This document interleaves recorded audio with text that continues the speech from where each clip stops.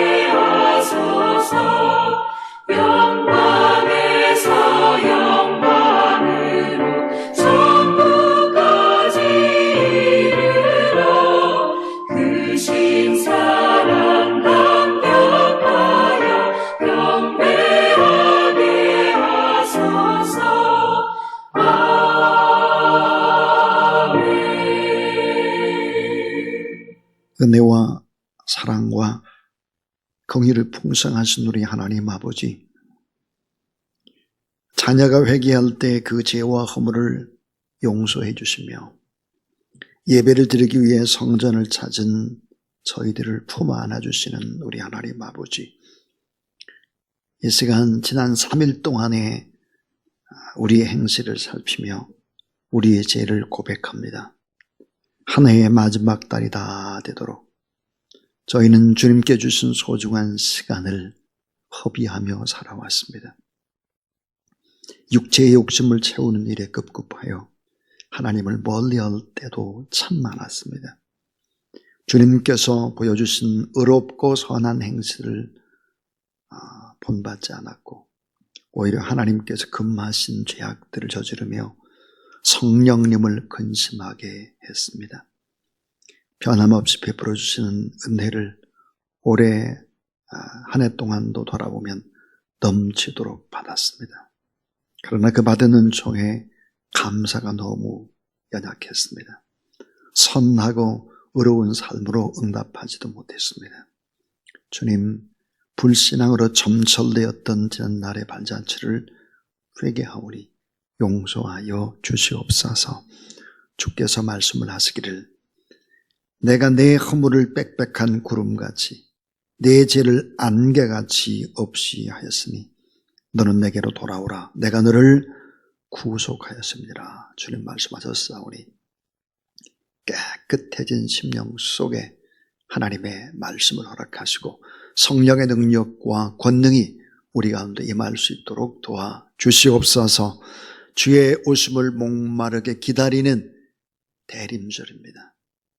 우리의 심령의 가정에, 직장에, 우리의 자녀들의 마음속에 예수 그리스도가 그 왕자에 계셔서 우리를 통치하시고 이끄시고 다스리시며 이 나라의 민족도 하나님의 놀라운 은혜와 사랑 안에서 하나님 앞에 도움을 받으며 살아가도록 하나님께서 크신 은총을 더하여 주시옵소서. 몸이 아픈 환우들, 슬픔 당한 식구들, 마음에 눌려있는 모든 우리 성도들의 고통을 하나님께서 하감하여 주시고 또 회복시켜 주시옵소서. 오늘도 말씀 속에서 우리를 만나실 우리 구주 예수 그리스도의 이름으로 기도하옵나이다. 아멘. 하나님 말씀 누가복음 17장입니다. 누가복음 17장 11절부터 19절까지 살아계신 하나님의 말씀입니다. 예수께서 예루살렘으로 가실 때에 사마리아와 갈릴리 사이로 지나가시다가 한 마을에 들어가시니 나병 환자 10명이 예수를 만나 멀리 서서 소리를 높여 이르되 예수 선생님이여 우리를 불쌍히 여기소서 하거늘 보시고 이르시되 가서 제사장들에게 너희 몸을 보이라 하셨더니 그들이 가다가 깨끗함을 받은지라. 그 중에 한 사람이 자기가 나은 것을 보고 큰 소리로 하나님께 영광을 돌리며 돌아와 예수의 발 아래에 엎드려 감사하니 그는 사마리아 사람이라. 예수께서 대답하여 이르시되 10사람이 다 깨끗함을 받지 아니하였느냐? 그 9은 어디 있느냐? 이 이방인 외에는 하나님께 영광을 돌리러 돌아온 자가 없느냐 하시고 그에게 이르시되 일어나 가라. 내 믿음이 너를 구원하였느니라 하시더라. 아멘. 오늘 저는 감사와 삶의 회복 그런 제목으로 두 번째 하나님의 말씀을 전하겠습니다. 앞을 못 보는 시각장애인이 기차 철길을 걷고 있었습니다. 그런데 갑자기 기차가 오는 소리가 그의 귀에 들렸습니다. 아이쿠, 이거 큰일 났구나. 그는 급히 철길을 더듬보니까 자신이 서 있는 바로 그곳에 다리 위같이 생각이 들었습니다. 그래서 그는 다급한 나머지 철로가 놓여있는 나무를 두 손으로 꽉 잡고 난간 아래로 몸을 늘어뜨렸습니다. 그리고는 기차가 지나가기를 한참 동안 기다렸습니다. 하지만 아무리 기다려도 기차는 지나가지 않고 난간을 그냥 붙잡고 있는 것입니다. 아니 이상하다. 분명히 기차가 지나갈 텐데. 그는 그 후에도 한참 동안 기차가 지나가기를 기다리다가 결국은 자기가 잘못 들었음을 깨달았습니다. 그리고는 몸을 철길 위로 끌어올리려고 힘을 냈었지만 너무 오랫동안 난간에 매달려 있었던 것이죠. 힘이 빠져서 몸을 끌어올릴 수가 없었습니다. 이 당황한 시각장애는 큰 소리로 이렇게 외치는 것입니다. 사람 살려, 사람 살려. 날 좀 살려주세요. 지나가던 사람이 그에게 이렇게 말했습니다. 여보시오, 손을 놓으세요, 손. 당신 팔 바로 밑이 땅이에요. 이 소경은 이걸 믿지 않은 거예요. 에이 여보시오, 안 못 보는 장애인이라고 그렇게 놀리면 됩니까? 날들어 지금 떨어져가지고 저 밑으로 떨어져서 죽으란 말이요. 그리고는 도움을 청했지만 아무도 그를 도와주지 않았습니다. 그런 중에 소경의 손에는 점점 힘이 빠졌고 더 이상 난간을 붙잡고 있을 수가 없는 거예요. 그때 지나가던 사람이 또 이렇게 말했습니다. 여보시오, 손을 놓으세요. 밑에가 땅입니다. 소경은 이렇게 생각했습니다. 그래, 더 이상 버티지 못할 거니까 이래도 죽고 저래도 죽으니까 그냥 손 놓자. 그리고 손을 놓았어요. 물론 그 밑은 바로 땅이었습니다. 20cm밖에 되지 않는 땅. 그 시각장애인은 지나가는 사람들의 말을 믿지 않은 대가로 너무나 많은 고난의 시간을 겪어야 했습니다. 자, 우리가 믿지 않는다라고 할 때 어떤 일들이 벌어질까 잘 생각해 보세요. 오늘날 우리 사회에서 가장 비극이 뭘까? 불신입니다. 믿지 않는 거예요. 신뢰하지 않는 거예요. 의심하는 것입니다. 자, 정부가 언론을 믿지 못하고 언론은 정부를 믿지 못합니다. 부부간에 믿지 못합니다. 서로 믿지 못하는 분열과 파괴의 사회는 분명히 비정상적입니다. 불행이 계속되는 것이지. 예수님께서 이 세상이 이렇게 될 것을 미리 다 내다보셨습니다. 그래서 예수님이 누가복음 18장 8절에서 이렇게 말씀을 하시죠. 인자가 올 때의 세상에 믿음을 보겠느냐. 서로 의심하고 서로 믿어주지 않고 쇠파에 휩쓸려서 믿음이 없는 자, 의심하는 자, 염려, 근심, 불안, 오도도를 떠는 자들로 살아갈 것이다. 인자가 올 때 믿음을 보겠느냐. 자, 여러분, 인간의 말을 믿지 못하고 부정적인 생각을 계속하며 살아갈 때 모든 관계는 파괴가 되고 말 것입니다. 엄청난 손해를 보게 될 것입니다. 모두 다 피해자가 되죠. 너무나 많은 간접 비용을 경험하게 될 것입니다. 자, 간접 비용이라는 게 뭘까요? 믿지 못하니까 확인하는 거예요. 확인, 또 확인, 수많은 인증 절차를 거치죠. 의심의 눈초리로 바라봅니다. 행복을 잃어버리게 되는 거죠. 이게 가까운 사이에도 이런 관계라고 한다면 이 자체는 불행 그 자체인 것입니다. 믿지 못하는데 어떻게 행복이 있을 수 있겠어요? 믿지 못하는데 어떻게 내 마음에 평안이 있겠습니까? 하는 거예요. 하물며 하늘과 땅의 권세를 가진 예수 그리스도, 전능하신 우리 살아계신 하나님, 시건치 아니하신 하나님인데 이 하나님을 믿지 않고 자기 힘으로 인생을 살아가려고 하는 사람은 불행하기 짝이 없는 사람인 것입니다. 하나님을 향한 믿음이 없을 때 어떻게 될까? 믿음이 없으면 하나님을 기쁘시게 할 수가 없고 하나님이 주신 풍성한 은혜를 누릴 수도 없고 영생의 복을 얻을 수도 없고 세상을 이길 수 있는 힘도 없고 믿음이 없으면 능력 있는 삶을 살아낼 재간이 없습니다. 결국은 삶의 문제에 찌들어서 영적 결핍으로 염려, 근심, 걱정, 두려움, 자기 짐을 자기 가지고 소경처럼 고통의 시간을 볼 수밖에 없는 거죠. 자, 믿음이 없이 살아가는 인생의 허무함을 전도서 1장 2절부터 4절은 이렇게 말씀을 합니다. 여러분 따라하세요. 헛되고 헛되며 헛되고 헛되니 모든 것이 헛되도다. 그리고 이렇게 돼 있어요. 사람이 해 아래에서 수고하는 모든 수고가 자기에게 무엇이 유익한고 그랬습니다. 다 헛되다는 거예요. 아니 하나님을 믿지 않는데 사람을 믿지 않는데 나도 믿지 못하는데 인증 절차를 수없이 거쳐야 되는데 무슨 행복이 있고 기쁨이 있고 감사가 있고 무슨 신뢰가 있고 그렇게 하겠느냐. 이 시대에 가장 필요한 것이 있다면 그거 볼까? 그 믿음의 회복이에요.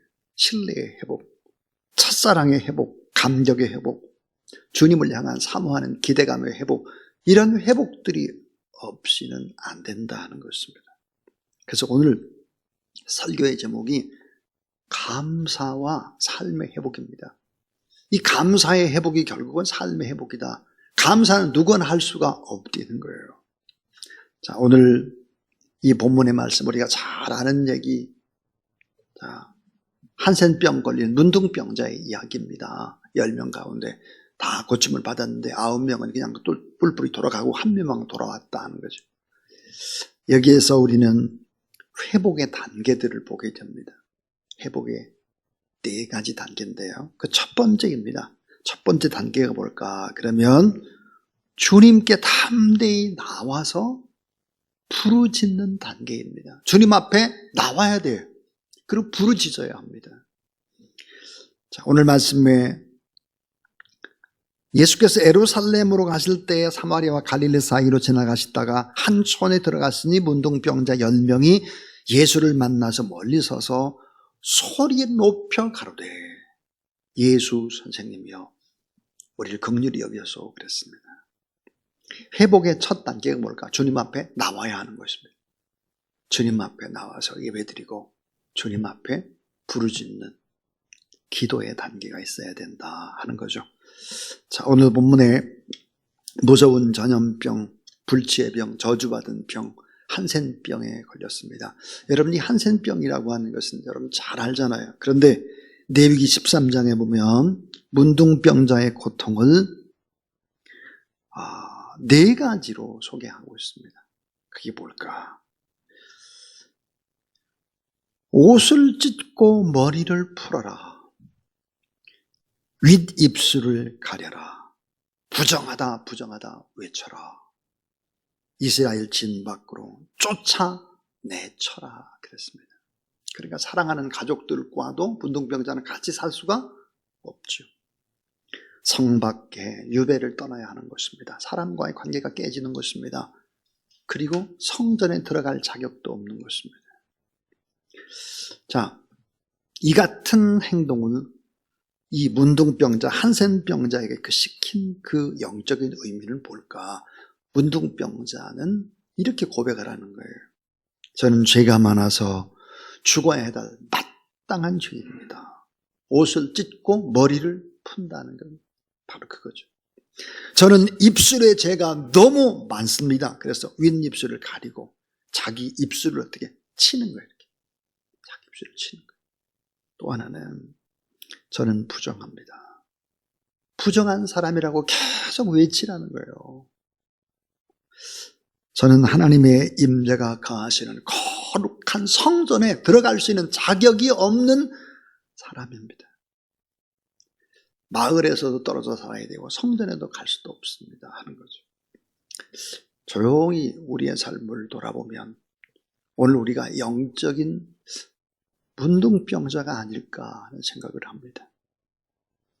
우리의 삶 속에서 기쁨과 감격이 사라지고 예배드려도 무감각하고 우리의 영혼 속에 탄식하는데도 우리가 느끼지 못하는 자꾸만 영적 결핍증 환자가 되는 그런 사람들의 모습을 보게 되죠. 코로나19 때문에 부쩍 그런 환자들이 들어갔습니다. 자, 회복의 길이 뭘까? 주님께 나오라는 것입니다. 근데 주님 앞에 도저히 나올 수 없는 사람들이 나왔어요. 문둥병자가. 율법 규정에 사람에 나올 수 없도록 규정해 놓았는데 결국은 죄악의 누더기 옷을 입고 나왔다 하는 것입니다. 자, 이 문둥병자가 하나님 앞에 결심을 하는 것입니다. 어떻게 결심할까요? 한 촌에 들어갔으니 문둥병자 10명이 예수를 만나 멀리 서서 소리 높여 가로되 예수 선생님이여 우리를 긍휼히 여기소서 하건들 그랬습니다. 자, 죄인된 우리가, 범죄한 우리가, 실패한 우리가, 병들고 연약한 우리가 어떻게 주님 앞에 나와서 주님을 만날 수 있겠나 하는 거예요. 자, 여러분, 우리가 주님 앞에 나갈 수 있는 방법이 뭘까? 히브리서 4장 14절부터 16절에 보니까 믿음으로 주님 앞에 담대히 나가라 그랬어요. 믿음으로 나가라. 은혜의 보좌 앞에 담대히 나가야 된다. 근데 어떤 모습으로 나가야 되느냐? 작아짐으로 나가는 것입니다. 하나님 앞에 작고 초라한 자신을 바라보며 자신을 낮추며 하나님 앞에 나가는 것입니다. 거만한 마음, 교만한 심령으로 주 앞에 나갈 수 없다. 문둥병자는 감히 주님의 면전에 나올 수가 없어서 멀리 섰다 그랬어요. 막달라 마리아는 어땠을까요? 감히 주님의 면전에 나올 수 없어서 주님의 뒤로 가서 긴 머리털로 주님의 발을 닦았다 그랬습니다. 잠언 3장 34절에 진실로 그는 거만한 자를 비웃으시며 겸손한 자에게 은혜를 베푸시느니라 그랬습니다. 자, 믿음으로 담대히 나가라. 그러나 작아짐으로 하나님 앞에 기도함으로 나가라 그랬습니다. 오늘 본문에 보니까 소리 높여 예수 선생님이 그래요. 소리를 높였다. 이 말이 헬라의 원문이 뭘까? 따라하세요. 애원하며 구하다. 애원하며 구하는 거예요. 저는 주님이 아니면 살아갈 수가 없어요. 도저히 안 돼요. 저를 좀 받아주세요. 애원하는 것입니다. 이런 분들이 계세요. 자기는 직접 하나님 앞에 나와서 기도를 하지 않으면서 다른 사람한테 중보기도 부탁을 많이 하는 사람들이 있습니다. 다른 사람이 기도에 힘입어 살아가는 사람을 누구라고 할까? 목숨을 연명하기 위해서 산소호흡기를 끼고 있는 환자와 같습니다. 산소호흡기 끼고 생사를 왔다 갔다 하는 환자. 여러분, 기도가 영적인 호흡이잖아요. 자기 직접 힘차게 해야 되는데 산소 마스크를 끼는 거예요. 회복을 원한다면 어떻게 될까요?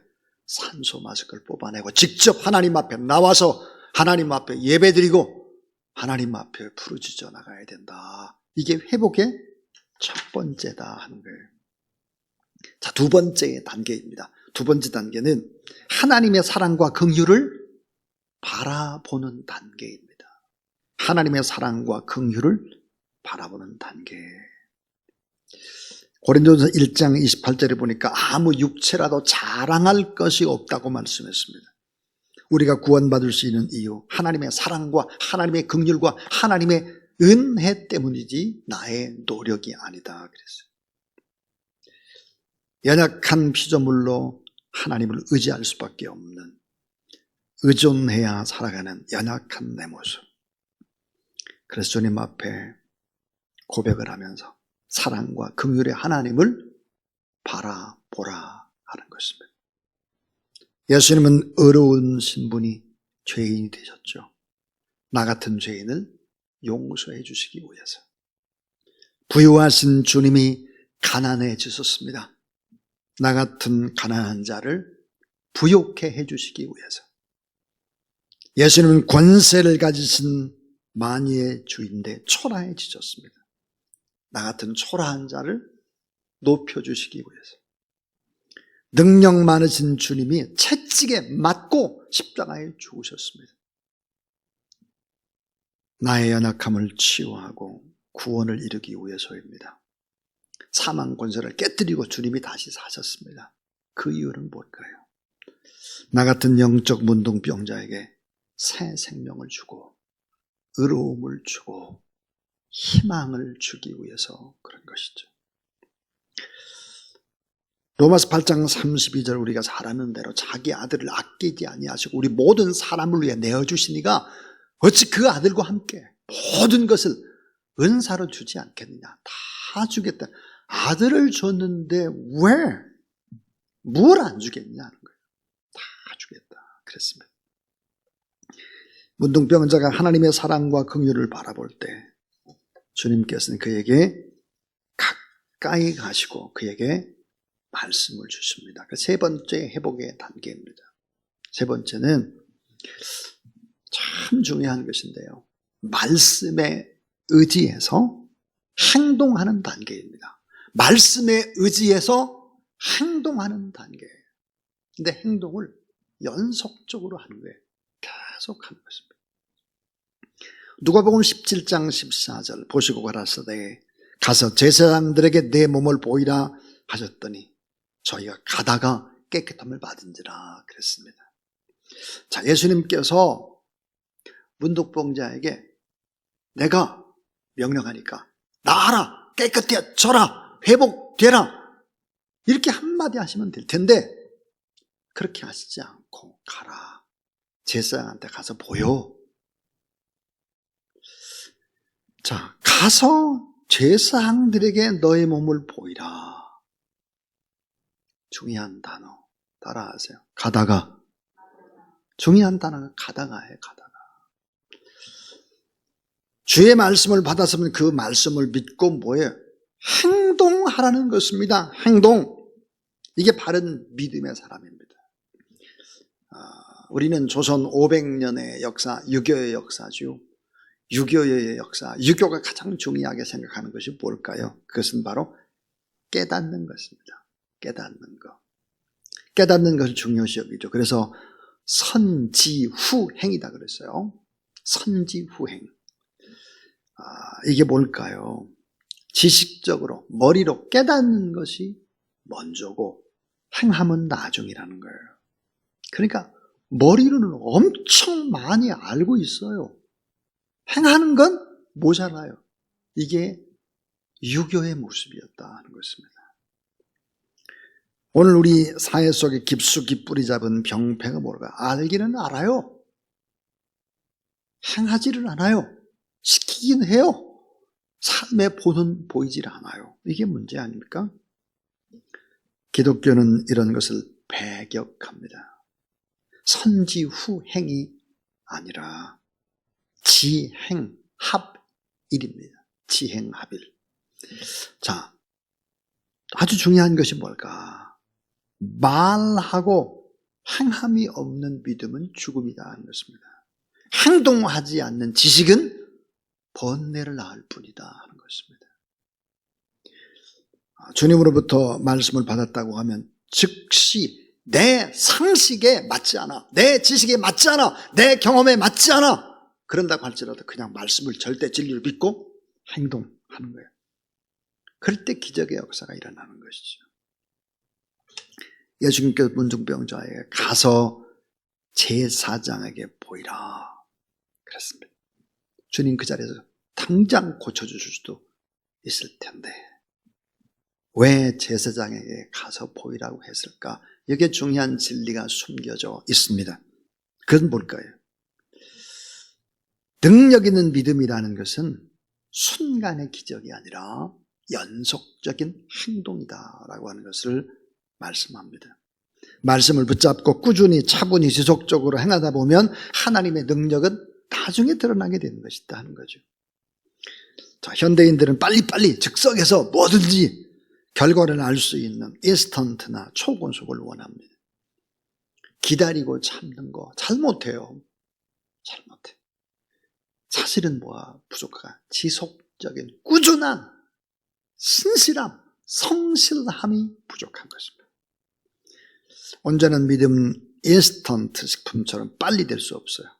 말씀을 의지하고 지속적으로 계속해서 나가야 하는 것이죠.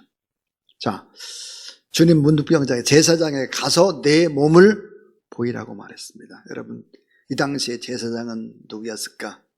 제사장들은 문둥병 환자들을 진단하고 그들을 등록시키고 그들을 관리하고 이 무서운 병을 예방하는 일도 함께 하고 있었다. 그래서 간혹 이 병이 치료되었을 때는 제사장이 우슬초와 함께 새 한 마리를 잡아가지고 피를 찍어서 문둥병자에게 뿌려서 하는 정결 예식이 속건제와 속죄제를 드렸습니다.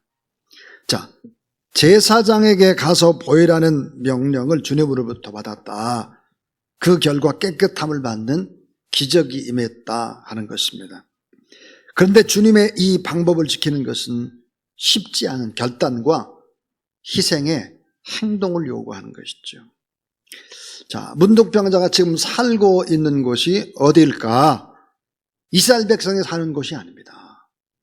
문둥병의 몸으로 먼 거리를 가야 하는 거예요. 자, 가다가 어떻게 될까요?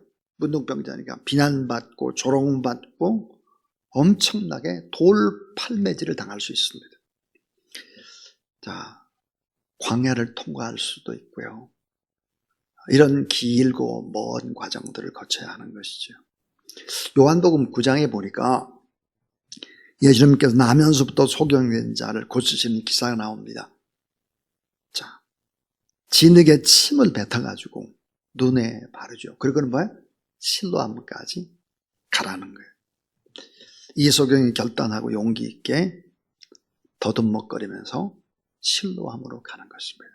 이걸 단순히 이렇게 해석은 안 됩니다. 실제로 실로암에 가보면 실로암 자체는 비탈길입니다. 그리고 시각장애 나면서부터 소경된 자가 비탈길을 걸어갔다라고 하는 것은 무엇을 의미할까? 넘어지고 자빠진 것입니다. 그 하나님의 말씀을 붙잡고 넘어지고 자빠지고 계속해서 그 과정을 거쳐갔다라고 하는 것이죠.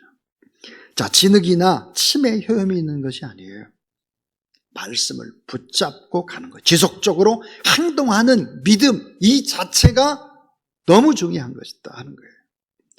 자, 말씀을 가슴으로 받고 잊지 말고 말씀을 삶의 현장으로 붙잡고 연속적으로 나가는 것, 이건 너무 중요합니다. 그런데 여러분, 말씀을 붙잡고 살아간다는 게 대단히 힘이 듭니다. 자, 생각해 보세요. 불의가 판치는 세상에서 의롭게 살아간다는 것이 고통이죠. 협작군, 몰입애가 판치는 세상에서 바르게 산다고 하는 것은 무모한 바보의 목입니다.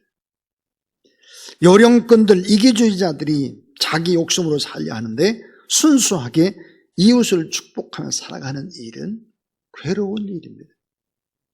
그러나 하나님의 말씀에 의지해서 지속적으로 참고 견디며 믿음으로 나가는 그런 하나님의 사람, 이 사람이 결국은 엄청난 기적의 역사를 경험하게 된다. 마지막 이제 네 번째입니다. 이 최고의 단계입니다.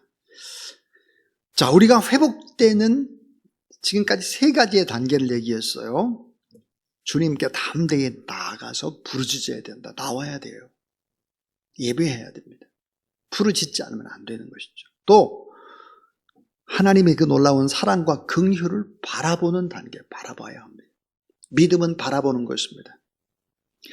말씀에 의지해서 연속적으로 행동하는 것입니다. 행동하는 것. 자, 마지막 제일 높은 단계는 무엇일까? 그것은 따라하세요. 주님께 영광을 돌리고 감사하는 단계. 예, 주님께 영광을 돌리고 감사하는 단계입니다. 오늘 15절에 그중 하나가 자기의 낳은 것을 보고 큰 소리로 하나님께 영광을 돌리며 돌아와 그랬습니다. 누가복음 17장 19절 그들에게 이르실 때 일어나 가라. 그에게 이르실 때 일어나 가라. 내 믿음이 너를 구원하였느니라 하시더라 그랬습니다. 문둥비 10명이 다 치료를 받았습니다. 9명은 그냥 자기 집으로 돌아간 것이죠. 그때 단 한 사람만 주님 앞에 와서 주님 앞에 영광을 올려드렸고 그리고는 살해했다. 이 살해라고 하는 것이 뭘까요? 감사했다는 말이에요. 감사를 표현했다. 살해했다. 믿음의 완성. 성숙한 믿음이 뭘까요? 하나님 앞에 영광 돌리고 감사하는 것입니다. 어떤 분이 이런 얘기를 하더라고요. 각자 자기 집으로 돌아간 9명은 어찌 됐을까요? 네, 어떤 분이 재발했을 겁니다. 문둥병 재발했을 거래요. 모르죠. 재발했는지.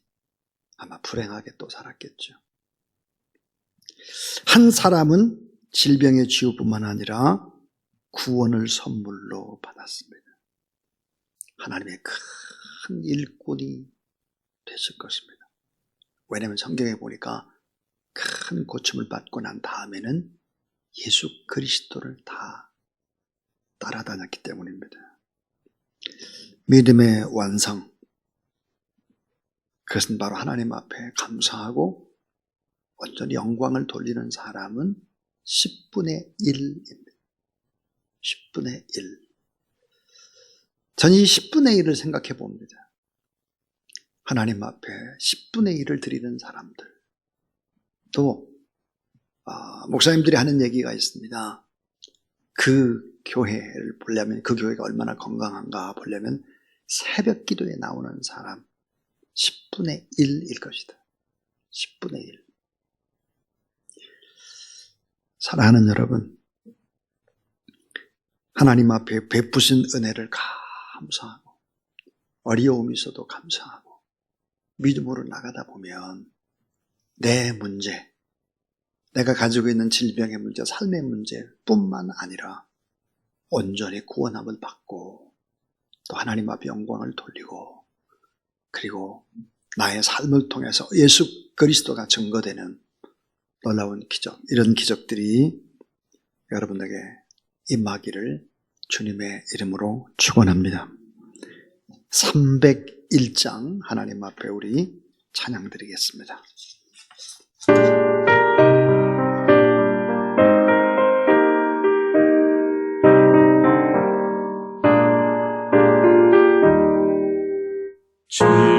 지금까지 지내온 것 주의 크신 은혜라 한이 없는 주의 사랑 어찌 말하랴 자나깨나 주의 손이 항상 살펴주시고 모든 일을 주 안에서 평통하게 하시네. 마음도 연약하나 새 힘 받아 살았네. 붉은 뜻이 부으시는 주의 은혜 족하다. 사랑 없는 거리에 나 험한 산길에 맬 때 주의 손을 굳게 잡고 찬송하며 가리라.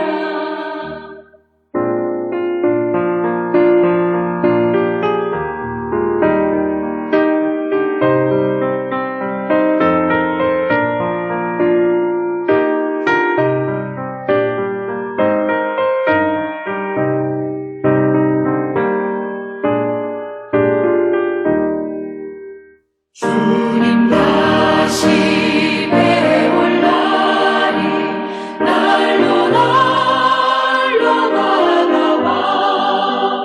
무거운 짐 주께 맡겨 벗은 날도 멀잖네. 나를 위해 예비하신 고향 집에 돌아가 아버지의 품 안에서 영원토록 살리라.